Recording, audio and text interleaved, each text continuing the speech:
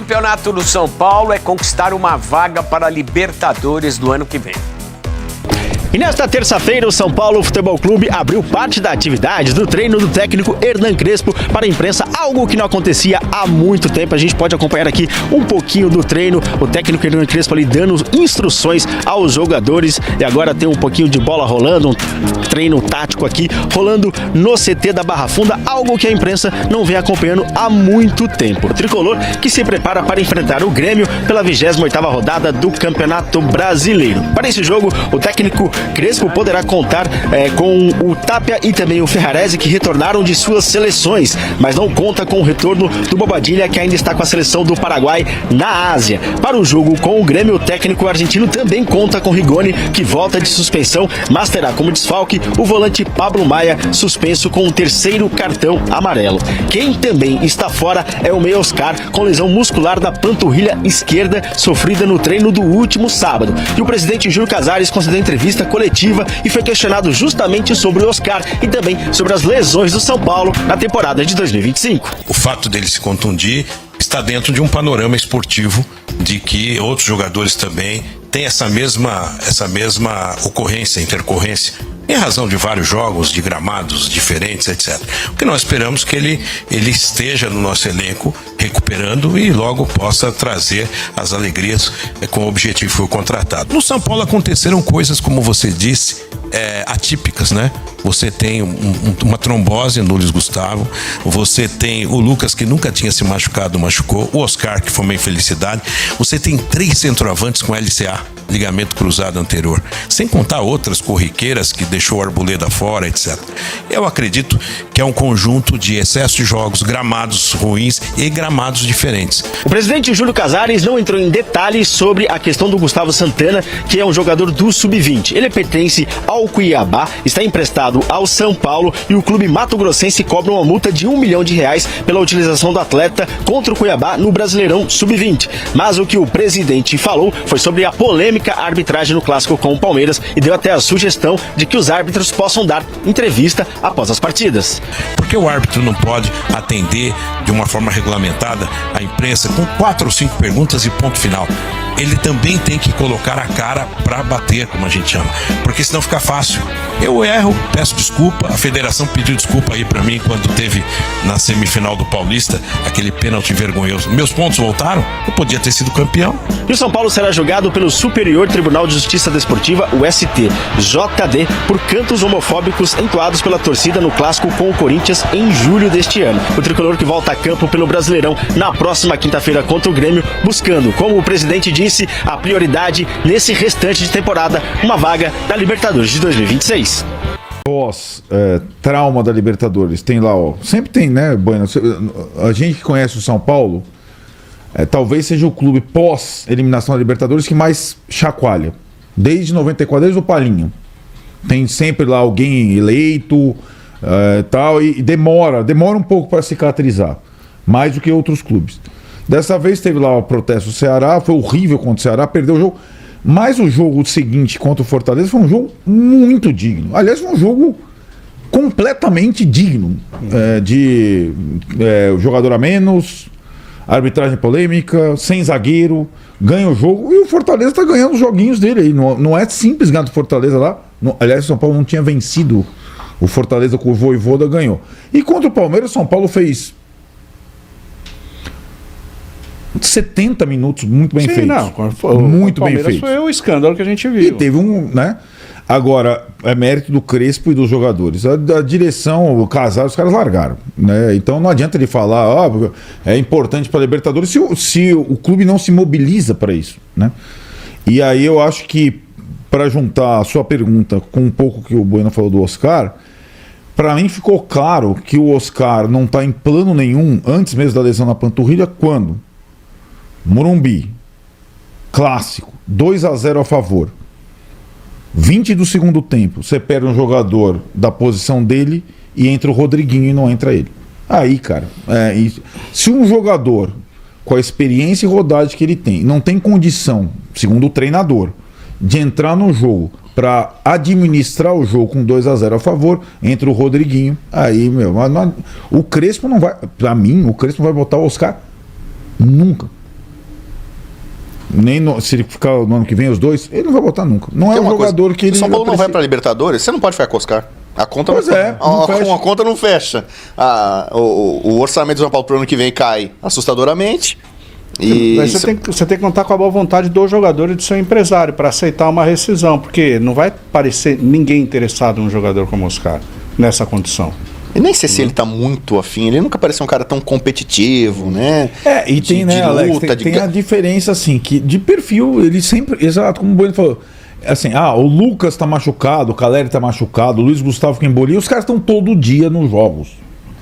É o perfil dos caras. Não, eu não tô dizendo que estão certos e o outro tá errado, mas o torcedor vê isso. Todo lá, vídeo, tá lá, os caras lá, o Luiz Gustavo da palestra, o Lucas não sei o que chora, o Caleri vai pra todos os lugares, vai pra Quito, vai pra não sei o que lá.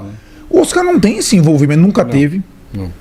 Então ele não ajuda também nesse aspecto fora de campo, entendeu? Quero ler alguns superchats aqui do André Mancini. Eu não sei se vocês viram, mas nas últimas pesquisas a torcida do São Paulo foi a que mais cresceu, abriu do Palmeiras e se aproximou do Corinthians. Por que será?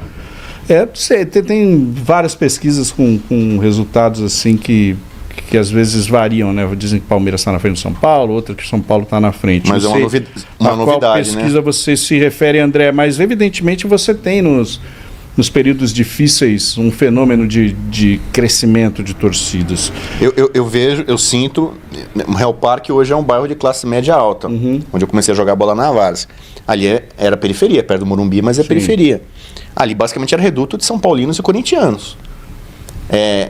Únicas vezes que eu ouvia fogos em gol, era gol do São Paulo e gol do Corinthians. Hoje eu escuto fogos de Palmeiras e de Flamengo. Gol do Flamengo, gol do Palmeiras. Pra mim, a torcida do São Paulo, que é muito maior que a do Palmeiras na Grande São Paulo, o Palmeiras consegue rivalizar com o São Paulo em torcida fora da Grande São Paulo. Tem alguns fenômenos assim metropolitanos. Interior, muita colônia italiana e tal.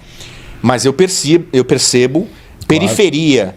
Pega motoboy em São Paulo. Motoboy em São Paulo, 99% é a camisa do São Paulo e do Corinthians. Hoje você já consegue ver mais camisas do Palmeiras em outros ambientes, assim. Claro. Então, pra mim é uma coisa meio que óbvia. A gente é de uma geração que a gente começou a festejar quando o São Paulo, o Morumbi era popular. Hoje tem essa fama de popular, mas era popular porque todas as torcidas iam pra lá. Quando o São Paulo superava a do Palmeiras, era uma vitória. A gente começava a perceber a nossa geração, a torcida de São Paulo crescendo, anos 80 vitoriosos, a consagração com o Telê. Você percebia, cara, o São Paulo hoje é aqui rivaliza com o Corinthians. Na década de 70 diziam que era do Santos, ainda por causa do efeito do Pelé.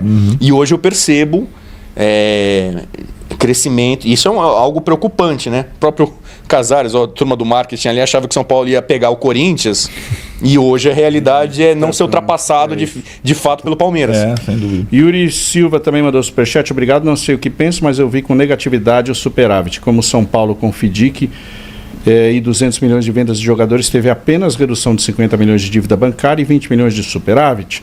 Jacques Biondo, vocês conhecem o personagem de comédia Joseph Klimber? O São Paulino tem a mesma resiliência. Salve, Bubu. E o Flávio Marcos, conselheiro, voz importante, agora está no comitê de governança, manda um abraço aqui para o senhor Nestor, pai do Bubu.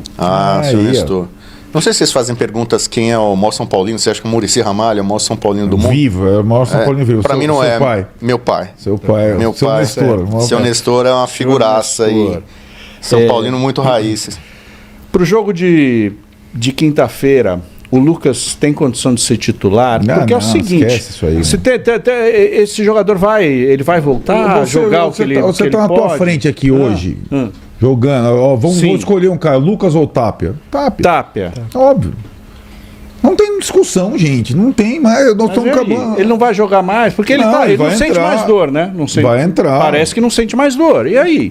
Não sente mais dor, mas a possibilidade do Lucas de jogar e ser titular contra o Grêmio é muito por conta das ausências e da baixa do Rodriguinho.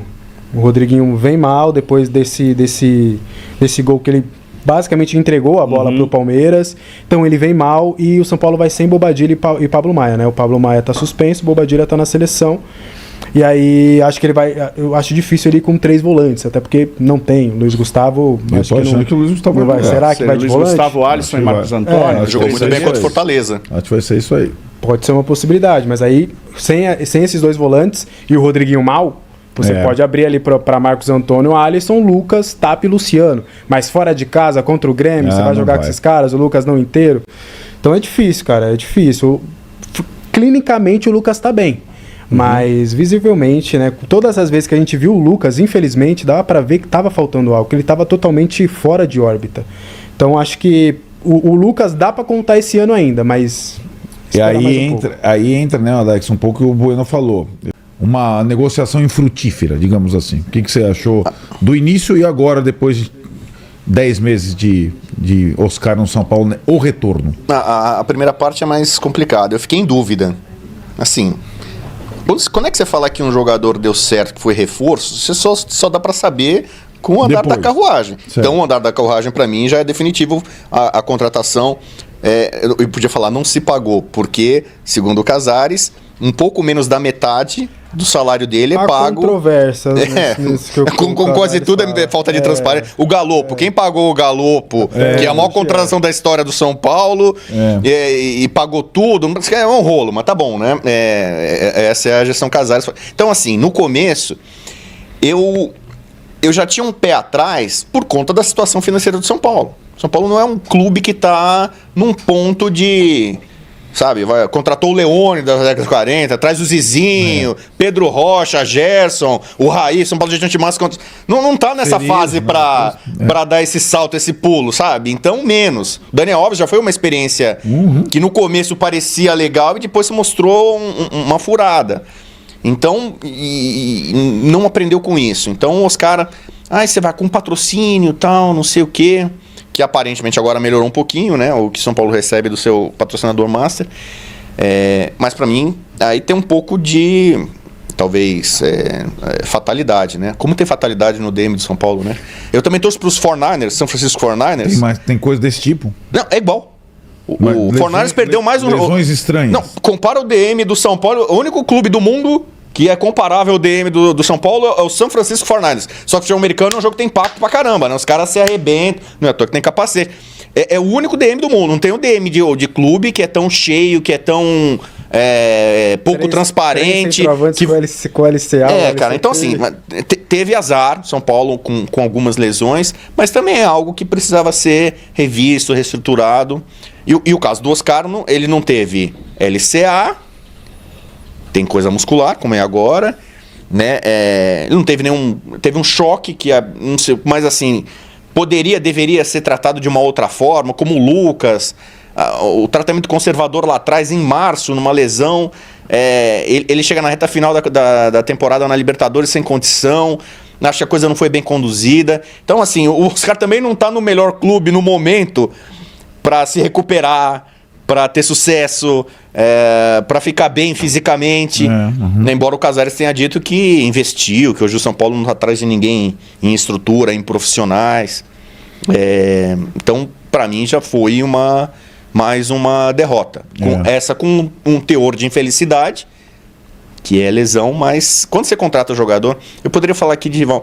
Alguém me escreveu sobre a diferença de Palmeiras e Flamengo, que são os melhores elencos. Acho que esse é mais um mérito do Abel Ferreira. O Abel, o jogador veterano, Felipe Melo, ele vê Marcos que o cara... Rocha. Marcos, sabe? Zé Rafael, ele parece que ele já sabe o que ele pode extrair do jogador, não tá dando mais. O Abel não tem muito apego de... Não. Eu não sei exatamente agora, não tenho os números. A média de idade do time do Flamengo e a média de idade do time do Palmeiras. É maior do Flamengo, então, o Flamengo tá um pouco nisso. O Flamengo ainda tem um pouco dessa coisa de glamour, de pegar o nome, Oscar, seleção, tal.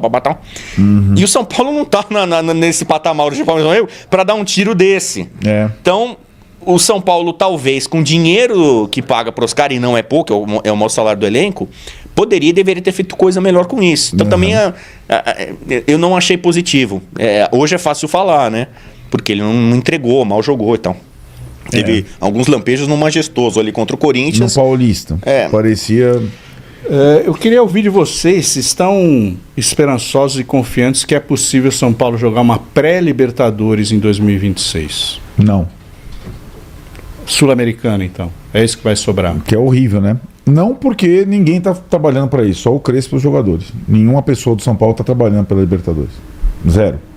Existe. Hoje, aliás, era um retrato. O brilho de Marcos Antônio no São Paulo já ultrapassa as fronteiras do Morumbi. O volante, que vem vivendo uma fase espetacular, começa a chamar a atenção não só dos torcedores tricolores, mas também da comissão técnica da seleção brasileira. Fontes ligadas à Confederação Brasileira de Futebol confirmam que Carlo Ancelotti e seus auxiliares acompanham de perto o desempenho do meio-campista, que pode aparecer entre os convocados na próxima data FIFA, caso mantenha o ritmo impressionante que tem mostrado nas últimas rodadas. Pessoas próximas ao jogador revelam que a tão sonhada oportunidade na seleção principal está cada vez mais próxima. Em julho, Ancelotti chegou a considerar o nome de Marcos Antônio, mas preferiu dar tempo para que ele alcançasse seu auge físico e técnico. O detalhe é que o volante já havia sido incluído na pré-lista da seleção, um sinal claro de que seu futebol já estava no radar da comissão. Desde então, o camisa tricolor evoluiu ainda mais, transformando-se em uma das principais engrenagens do meio-campo são paulino dentro do clube. Marcos Antônio é unanimidade. Hernan Crespo não esconde a admiração pelo jogador, que se tornou peça essencial em seu esquema. Ele dá equilíbrio ao setor central, marca com intensidade, distribui passes com precisão e participa ativamente da construção das jogadas ofensivas. A comissão técnica elogia principalmente a capacidade de manter o mesmo nível de energia e concentração durante os 90 minutos. Não é à toa que muitos torcedores já o consideram o coração do time. Volante é visto internamente como um dos atletas mais regulares e confiáveis do elenco. Analistas e observadores da CBF destacam o perfil moderno do jogador, um meio-campista capaz de defender, criar e aparecer na frente com qualidade. Esse estilo de jogo se encaixa perfeitamente no modelo que Ancelotti quer imprimir à seleção brasileira em 2025. Marcos Antônio se consolidou como um verdadeiro pilar do São Paulo, sendo um dos principais destaques, tanto no Brasileirão quanto na Libertadores. Cada partida é uma nova demonstração de maturidade, garra e inteligência tática. E a torcida sente isso. A cada toque na bola, o Morumbi vibra. Muitos já sonham em vê-lo vestindo a camisa amarelinha, representando o Brasil com o mesmo orgulho e entrega com que defende o tricolor.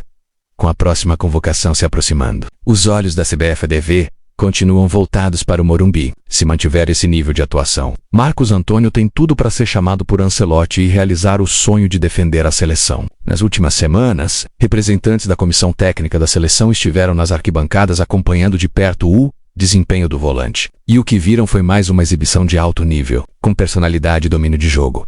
A torcida do São Paulo, é claro, já faz sua parte. Empurra o jogador, vibra com cada desarme, aplaude cada passe certeiro e já imagina o momento em que o nome de Marcos Antônio será anunciado entre os convocados da seleção brasileira. Porque quando um jogador do tricolor brilha, é como se todo o São Paulo subisse junto com ele.